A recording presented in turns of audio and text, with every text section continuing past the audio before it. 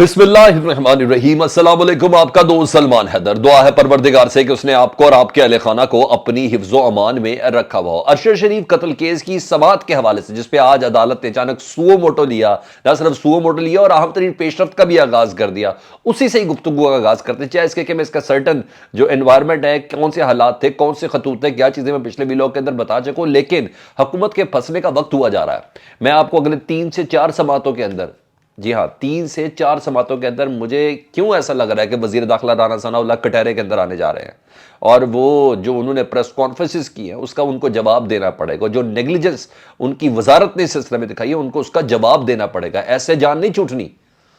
کیوں ایسا لگ رہا ہے؟ جس کی بنا پر عدالت نے آج اٹارنی جنرل، میں احتیاط کے ساتھ لیتا ہوں، لفظی تماچے رسید ہوئے ہیں حکومت کی کارکردگی پر، اور یہ کرمنل نیگلیجنسی کے مترادف قرار دیا گیا ہے کہ یہ سب کیسا ہوا۔ آپ نے سارے حقوق، سارے حدود، سارے آداب، سارے قانون، سارے لا، ساری لیگیسی، سب کا ہی بیڑا غرق کر دیا۔ عدالت نے یہاں تک کہا ہے، تو اسی سے آغاز کرتے ہیں۔ پھر میں آپ کو ذرا ڈفرنٹ پرائم منسٹر کو جو دھمکی ملی ہے، اس پرائم منسٹر کو دھمکی ملی ہے جو ان کی بجلی بند کر سکتا ہے 1 منٹ سے پہلے وہ کہہ رہے ہیں تمہاری ضرورت کیسے ہوئی، اس کو بھی ذرا ڈیفینیٹلی آخر میں لے کے چلیں گے۔ تو آج سوو موٹو کی سماعت تھی جی، اور کیٹاگورکلی عدالت نے خود ہی بتا دیا کہ ہم نے نوٹس کیوں لیا۔ عدالت نے کہ 43 دن تک اس فیکٹ فائنڈنگ کمیٹی کی رپورٹ کا ہم انتظار کرتے رہے، جو دبئی گئی، جو کینیا گئی، جنہوں نے پولیس افسران سے بات کی، پولیس اہلکاروں سے بات کی جنہوں نے ارشد شریف کو شہید کیا یا اس ٹیم کے اندر حصہ تھے، انہیں کا رپورٹ جمع نہیں ہوئی 43 دن تک۔ ٹھیک ہے، ارشد شریف صاحبہ کی والدہ کا خط بھی تھا جو ہمارا HR ڈپارٹمنٹ جو تھا انسانی حقوق کا، وہ اس پہ تحقیقات بھی کر رہا تھا، تو ہم نے اس کے اوپر یہ فیصلہ کیونکہ 43 دن تک ہم انتظار کرتے رہے۔ اٹارنی جنرل سے کچھ سوال کیے، وہ 2-3 رسول نے آپ کو سمجھ آ جائے گی کہ میں کیوں کہہ رہا ہوں کہ رانا ثناء اللہ کٹہرے میں، اور یہ حکومت کے لیے بہت مشکل ہونے جا رہی ہے، بہت مشکل ہونے جا رہی ہے۔ انہوں نے کہا رپورٹ کیوں نہیں جمع کرائی آپ نے؟ تو اٹارنی جنرل صاحب کہتے ہیں جی میں نے رپورٹ اس لیے جمع نہیں کرائی، پچھلے جمعے کی آئی ہوئی ہے، جمعہ ہاں جی تقریباً 10 دن ہو گئے، پچھلے جمعے کی آئی ہوئی ہے، رپورٹ کیوں نہیں جمع کرائی؟ میں نے کہا جمع ہم نے اس لیے نہیں کرائی کہ جب جو ہمارے وزیر داخلہ ہے نا رانا ثناء اللہ صاحب، وہ فیصلہ آباد میں ہے، تو وہ پہلے پڑھ لیں کیونکہ اس پہ کچھ حساس چیزیں بھی ہو سکتی ہیں اس رپورٹ کے اندر، تو اس وجہ سے جمع نہیں کرائی۔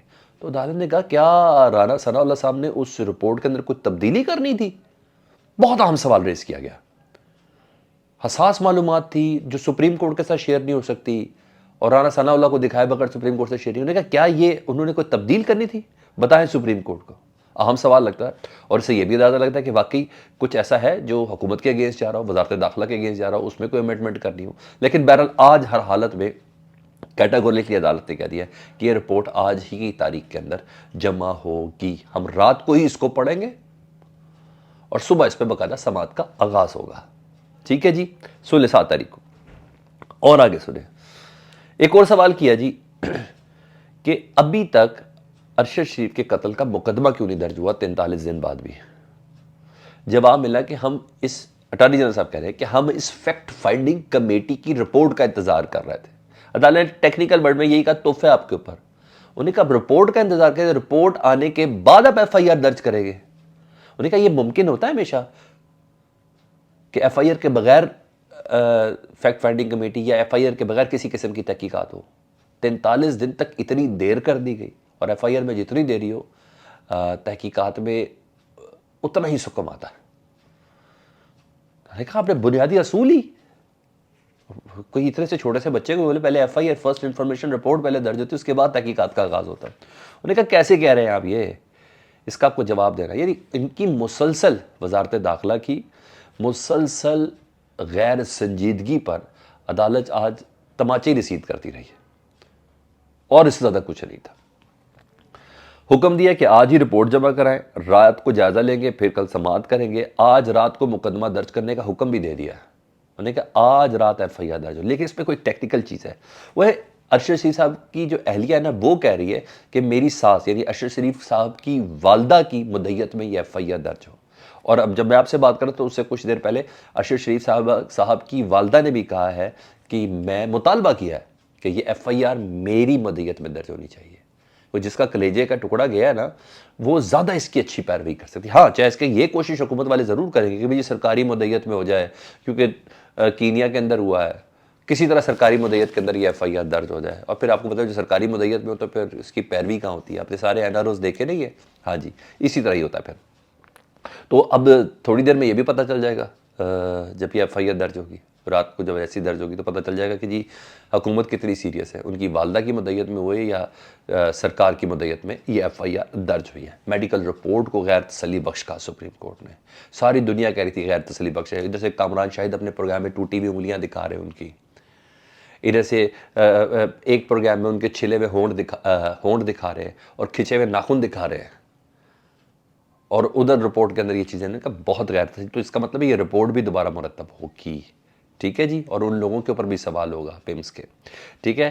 اور ابھی تک مجھے پیش رفت مثبت لگ رہی ہے سوری اس کیس کے حوالے سے. لگتا ہے حکومت کے لیے کچھ نئی پرابلمز آئیں گی.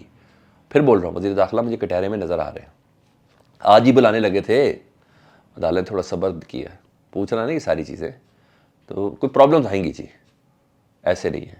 اچھا، اور آگے جو اعظم سواتی صاحب کے بیٹے سے متعلق بتا رہے ہیں، انہوں نے نا بلوچستان میں، ان کے والد صاحب اس وقت جیل کے اندر ہے، تو بلوچستان میں انہوں نے ایک درخواست دی بلوچستان ہائی کورٹ میں. انہوں نے کہا روز میرے باپ کے اوپر ایف آئی آر درج ہو چکی ہے، ابھی تک 50 ہو چکی ہے، تو پلیز یہ ایف آئی آر درج ہونے کا سلسلہ بھی ختم کرو. یہ ایف آئی آر بھی ساری غیر بیانی ہے، ایف آئی آر بنتی نہیں ہے، ایک ٹویٹ ہے، اتنی ایف آئی آر کیوں کر دی گئی ہے. تو بہرحال بلوچستان ہائی کورٹ نے نا مزید ایف آئی آر دائر کرنے سے بھی روک دیا، اور ایک دو سماعت میں ان کی وہ ایف آئی آر بھی ختم ہو جائیں گی جو بلوچستان کے حلقوں میں جہاں جہاں وہ ایف آئی آر ہاں جی اچھے لوگوں نے درج کرائی ہیں. اور تو مگر ایک نیا کٹا بھی کھل رہا ہے، وہ ہے شہباز گل والا صاحب والا، وہ دوبارہ کھل رہا ہے. شہباز گل صاحب کے اوپر نا کراچی میں ایک ایف آئی آر درج ہو گئی، اور وہ ایف آئی آر درج کرنے والا بڑا انٹرسٹنگ کریکٹر ہے. اور اس کی ایف آئی آر کا جو اس نے مدعا بیان کیا وہ کیا بیان کیا ہے جی؟ سعید رامی حجام ہے. انہوں نے کہا میں کام کر رہا تھا، وہی شیو شوپ کر رہا تھا، کٹنگ وٹنگ کر رہا تھا، بیچ میں تھوڑا گیپ لیا، میں نے موبائل نکالا، موبائل لگا تو شہباز گل کی تقریر تھی جس سے میرے جذبات بڑے مجروح ہوئے. میں نے سارا کام چھوڑا اور میں پولیس اسٹیشن پہنچ گیا. انہوں نے کہا پلیز شہباز گل کو گرفتار کر لیں، اس نے میرے جذبات مجروح کی ہے. اچھا بہرحال مجروح ہوئے یا نہیں ہوئے، لیکن لگ رہا ہے کہ شہباز گل کی گرفتاری ہو سکتی ہے قریب سے. شاید وہ پرانا طریقہ ہی ایف آئی اے کے تھرو جیسا اعظم سواتی والا معاملہ ہوا ہے اسی طریقے سے ہو، لیکن ہو سکتی ہے. دوسرا عمران خان صاحب نے 15 جنوری کے بعد 15 جنوری سے سندھ میں ہونا، تو وہاں شہباز گل بھی ساتھ ہوں گے، تو اس وقت بھی بڑے معاملات ہیں. تو بہرحال سعید رامی حجام کا کریکٹر مجھے بڑا مزیدار لگا اس ایف آئی آر میں. ہم تھوڑے بڑے ہو گئے یار، کسی طریقے سے کرے رانا صاحب ایف آئی آر کیا کرا رہے ہیں آپ لوگ، کوئی طریقے سے چلے یہ ساری چیزیں لے کے، اتنا بھی کیا کرنا. اب آ جاؤں اس اہم ترین ٹاپک کے اوپر جو بہت حساس ہے، بہت ہی زیادہ حساس ہے. ابھی سینٹورس انہوں نے بند کیا جی صبح، اور دل نہیں بھرا جی. وزیر اعظم کے نمائندہ خصوصی ہیں جی شہباز شریف صاحب کے، عطا تارڑ صاحب، انہوں نے نہایت ہی بدتمیزی سے پریس کانفرنس کی ہے، اور جو ان الفاظ کا استعمال کیا ہے، اگر ان کو اس کا مل ڈال دینا سزا تنویری لحاظ تو ان کو پتہ چل جائے گا کہ ان کے ساتھ ہوا کیا ہے. اگر ان کے ان الفاظ کا بتا دیں کہ آپ اپنی لگام تھوڑی دے دیں. انہوں نے کہا وزیر اعظم پر، یعنی وزیر اعظم آزاد کشمیر پر حملہ کرتے ہوئے کہتے ہیں کہ خوب انہوں نے دھمکیاں دی سردار تنویر ریاض کو. انہوں نے کہا تمہاری جرت کیسے ہوئی؟ عطا تارڑ صاحب کہہ رہے ہیں وزیر اعظم آزاد کشمیر کو کہ تم شہباز شریف کے سامنے کھڑے ہوئے، تمہاری جرت کیسے ہوئی؟ وہ کہہ رہے ہیں. انہوں نے کہا تمہاری جرت کیسے ہوئی تم نے وزیر اعظم شہباز شریف کے آگے اختلاف کیا؟ یہ وزیر اعظم آزاد کشمیر کو کہہ رہے ہیں، تمہاری کوئی اوقات نہیں ہے. مزید دھمکیاں بھی انہیں دی ہیں. انہوں نے کہا صرف سینٹورس ہی بند نہیں کیا، آپ کی جو تاج سوسائٹی ہے پشاور روڈ پہ، ہم اس کا بھی بینر سے نہیں دیں گے. سب کر رہے ہیں. اور کہا ہم خاموش ہیں، اگر ہمیں اجازت مل جائے نا، عطا تارڑ صاحب کہتے ہیں تمہارا اسلام آباد میں داخل ہونا بند کر دیں. آپ کو پتہ ہے یہ کس کے ساتھ بدتمیزی کر رہے ہیں عطا تارڑ صاحب؟ یہ وزیر اعظم آزاد کشمیر سے بدتمیزی کر رہے ہیں، آزاد کشمیر کے کشمیریوں کے نمائندگی سے بدتمیزی کر رہے ہیں. یہ کشمیریوں کی جو نمائندگی ہے نا، جس کو وزارت عظمیٰ پہ انہوں نے بٹھایا ہوا ہے، یہ اس شخص سے بدتمیزی کر رہے ہیں. یہ ان کو دھمکیاں دے رہے ہیں، یہ ان کو دھمکیاں دے رہے ہیں. میں ایک بات بتاؤں چھوٹی سی، نیلم جیلم ہائیڈرو پاور ہے نا، یہ اسلام آباد میں نا بجلی وہیں سے آتی ہے، یہ ذہن میں رکھنا، اور وہ آزاد کشمیر میں. بس انہوں نے اگر کہہ دیا نا تمہاری جرت کیسے ہوئی بجلی لینے کی، تو آپ کی طبیعت فریش ہو جانی ہے. میں ویسے ایک بات کر رہا ہوں. پڑھے لکھے آدمی ہے طاہر صاحب, اتنی بدتمیزی سے کون بات کرتا ہے؟ کون سے اپنا نمک حلال کر رہے ہیں, کون سی اپنی روٹی حلال کر رہے ہیں, کون سی اپنی نوکری پکی کر رہے ہیں؟ آپ تو تمیز سے بات کریں. آپ کس بندے سے متعلق بات کریں؟ آپ کشمیریوں کو کیا میسج دے رہے ہیں؟ آپ انڈیا کو کیا میسج دے رہے ہیں؟ آپ دنیا کو کیا میسج دے رہے ہیں یہ باتیں کر کے؟ پتہ چل رہا ہے کہ آپ بونتر گئے ہیں, آپ لوگوں سے چیزیں نہیں کنٹرول ہو رہی, آپ سسک رہے ہیں, آخری دم دے رہے ہیں. ان گفتگو سے صرف یہی ہوتا ہے. اور ادھر سینٹورس کے پورے اسلام آباد کے تاجروں نے احتجاج کیا, سینٹورس کے بھی تاجروں نے احتجاج کیا, اور ملازمین جنا ایونیو بند کر دیا انہوں نے. جی ہاں, یہ کھولیں گے سینٹورس. یہ حال ہے ان کا. اپنا بہت زیادہ خیال رکھیں. فیڈ بیک سے متعلق آگاہ کریں. اللہم صلی علی محمد و آل محمد.